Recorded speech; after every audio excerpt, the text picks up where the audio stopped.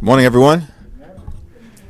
We're pleased to be back in Congress after spending the weekend focused on health care for everyday Americans. Speaker Pelosi had asked the members of the House Democratic Caucus to go back home to talk to our constituents all across the country about the critical issue of lowering health care costs on behalf of the American people. Our desire to protect people with pre-existing conditions. We know that there are more than 100 million Americans who fall into the category of having a pre-existing condition, who are at risk of their health care protection being stripped away by the president and his actions and his effort to declare the Affordable Care Act unconstitutional. We, of course, want to continue to focus as well on lowering the high cost of life-saving prescription drugs. America is the wealthiest country in the history of the world. We believe that no single American should ever have to choose between putting food on the table, paying their mortgage, or getting access to the life-saving medication that they need. Far too many Americans find themselves caught up in that vexing situation. So throughout the weekend, more than 140 members held events in every region of the country, every ideological caucus represented in that number in terms of the events that took place. And it's the beginning of a conversation that we are going to have with the American people as we prepare to further communicate with them over the next few weeks into the August recess. It's clear to House Democrats that health care costs remain the top priority of the American people. We were sent to Washington to work on that issue. We plan on getting something done. We also noticed that down in Orlando, of course, many different things were said, but even the president acknowledged briefly that he had a desire to work with House Democrats to try to get something done on lowering the high cost of prescription drugs and dealing with the anti-competitive practices of Big Pharma. That's encouraging.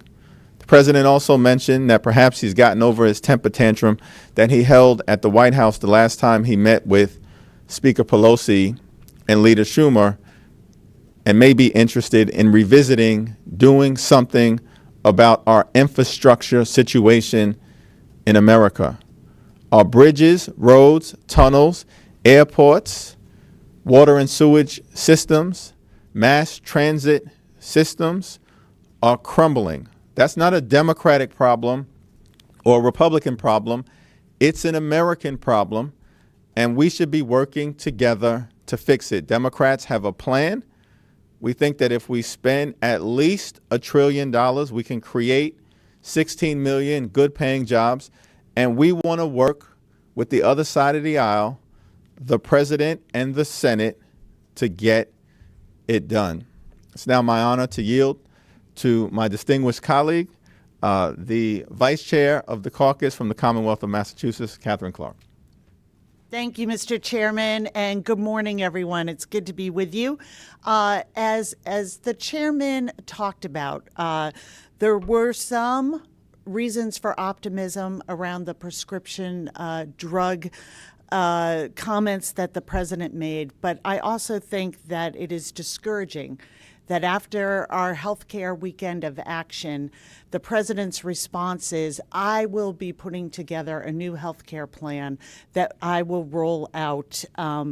And Mitch McConnell saying, that it would have to be one that perhaps couldn't be done in this Congress, because we know what that means. We've seen what this president considers a healthcare plan for Americans, and it entails rolling back pre-existing conditions. It entails taking away maternal health care benefits.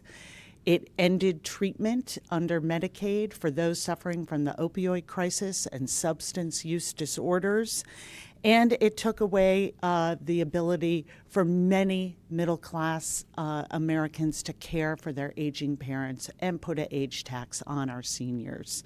When this president's action is to join a lawsuit to repeal the ACA, I think we all should be very nervous when he talks about putting together another health care plan that he could support. We know this will continue to be the work of our For the People agenda. We hope that at some point the president will join us in reducing the cost of prescription drugs.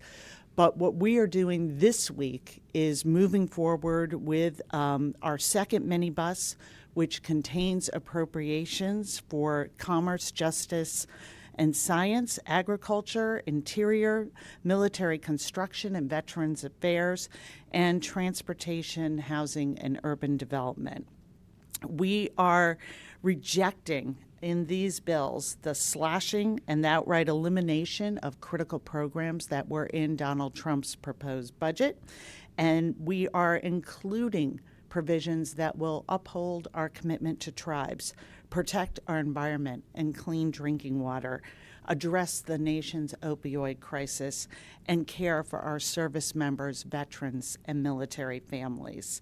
We have rejected the cuts to the EPA. We have blocked the use of military construction to build a border wall. We are preventing the Census Bureau from including a citizenship question on the 2020 census. And we have blocked the Trump administration's discriminatory policy against transgender people in the Equal Access Rule that was put out by HUD. We are eager to move forward with these bills and all the bills that are ending up in Mitch McConnell's graveyard because we have a different vision. And we have a vision for the American people. It isn't just about process and bills. It's how we build a future that puts families in our districts back first in the priorities here in Congress. And with that, I'll yield back to the chairman. Thank you. Questions? On your appropriation bill today, inside the labor age part is the Hyde Amendment. As you know, there's been a lot of criticism. Vice President Biden is a candidate now voting for this amendment, yet today a lot of members on your side will vote for this bill and basically doing the same thing that Joe Biden and others did. Are people who have been criticizing Joe Biden trying to have it two ways, when many members in your caucus, many who are pro-choice, will be supporting the Hyde Amendment from a distance if they vote for this appropriation? I have not been following the presidential debate in terms of who's leveled the criticism at Vice President Biden or who has not. But I'll again note that every single presidential candidate who is either a past or present member of the House or Senate at one point in time voted for an appropriations bill that contained the Hyde Amendment. Democrats believe that the right to seek an abortion is a choice that should solely fall with the woman, and that is a constitutional right. And moving forward, as Vice Chair Clark has illustrated, we believe that this is an issue that we can resolve and should resolve, because zip code should not determine the capacity to exercise a constitutional right.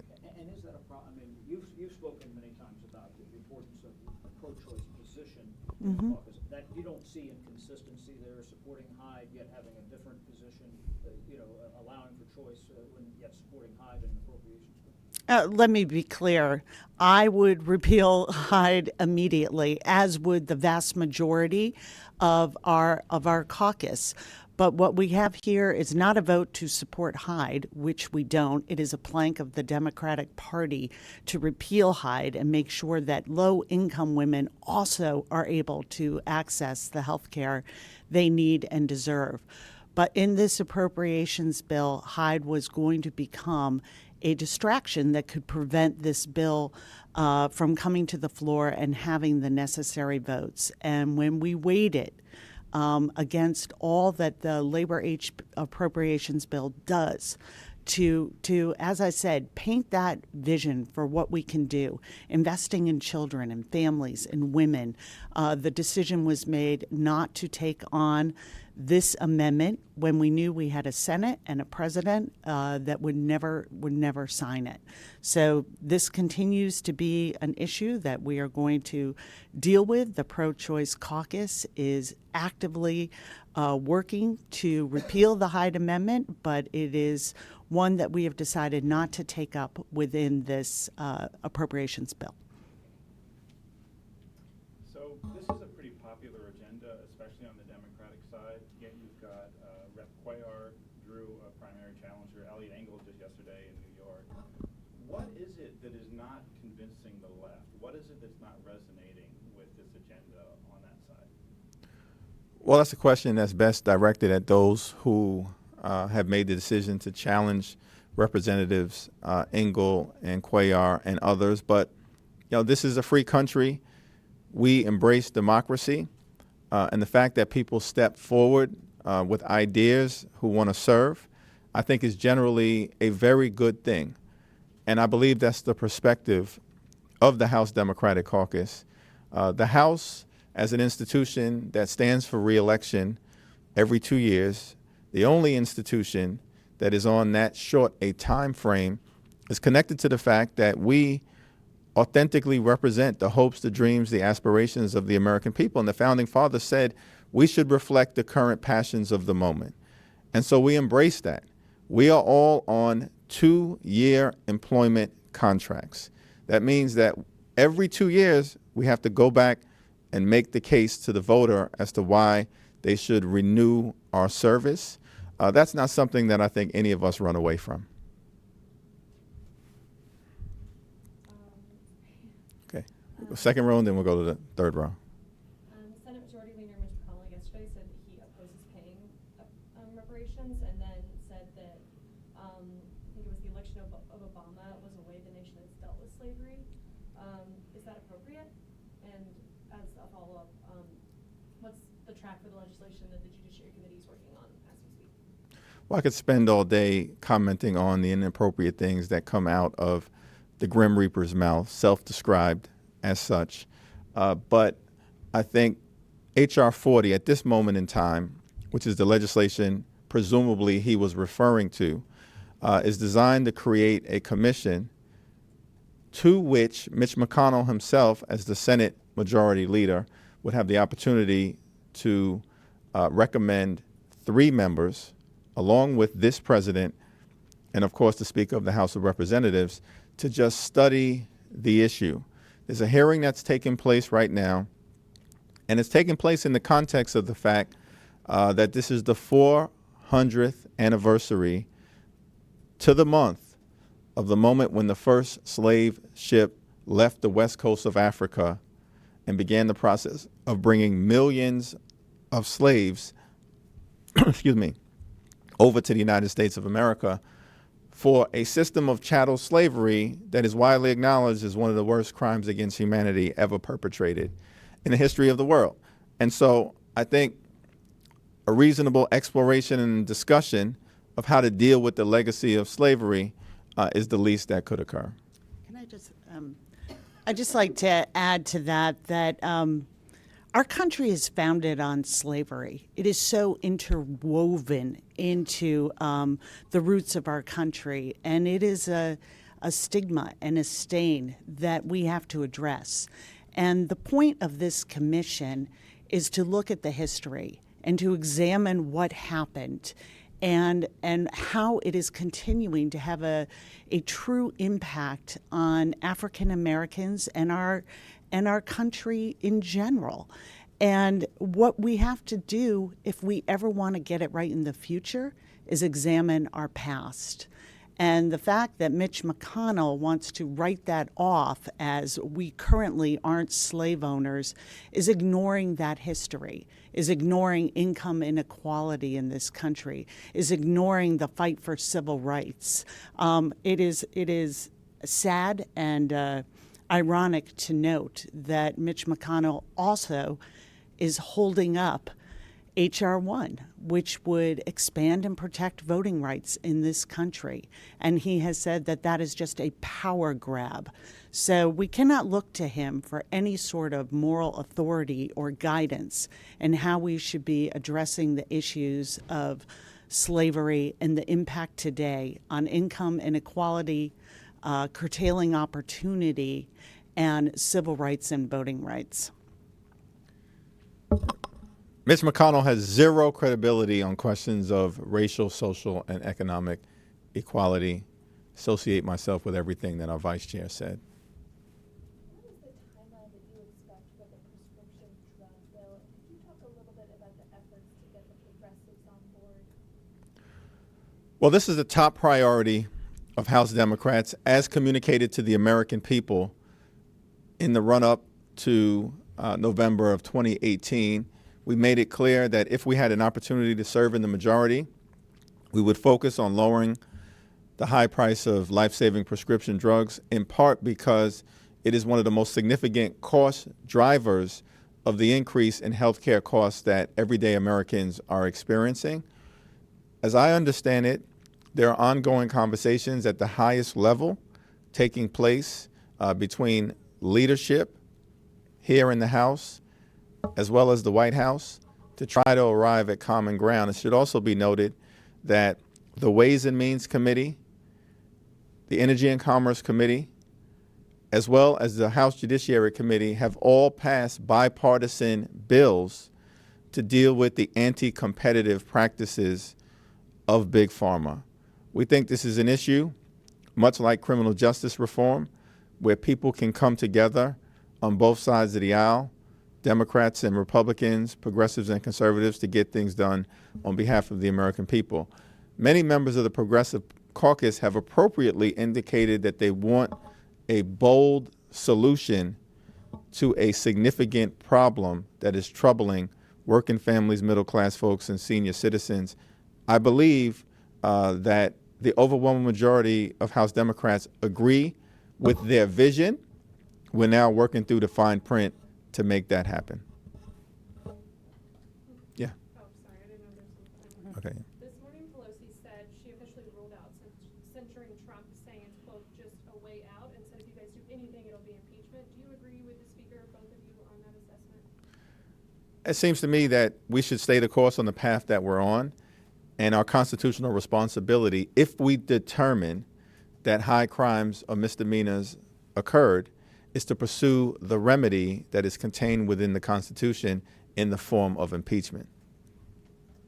Katherine, you want? Okay. Yesterday, Senator Lindsey Graham, coming from a briefing on Iran, said that the administration or others are considering a strike, targeted strike, perhaps on oil refineries or something along those lines. Is there anything that the Congress can do or the House can do to either stop that, or would the administration need to come to Congress in order to carry out a preemptive strike along those lines?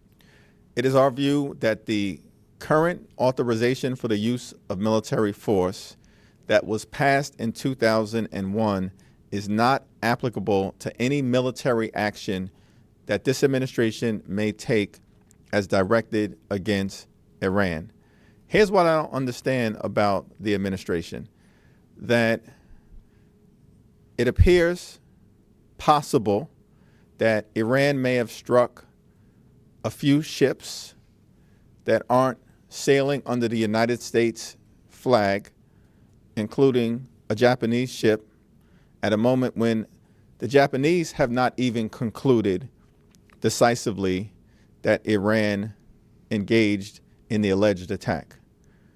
But these so-called hawks within the Trump administration, many of whom did not serve, now want to perhaps lead us into another unnecessary war in the Middle East. Yet, at the same time, you have Saudi Arabia, which appears to have carried out an extrajudicial killing in savage fashion against an American journalist. And what do we hear from the White House on this issue? Crickets. Nothing. They have no credibility when it comes to possibly taking us to war in the Middle East, which, as we found out as a result of the loss of lives and treasure, are wars that are largely unwinnable and unsustainable. Speak, Katherine. Okay.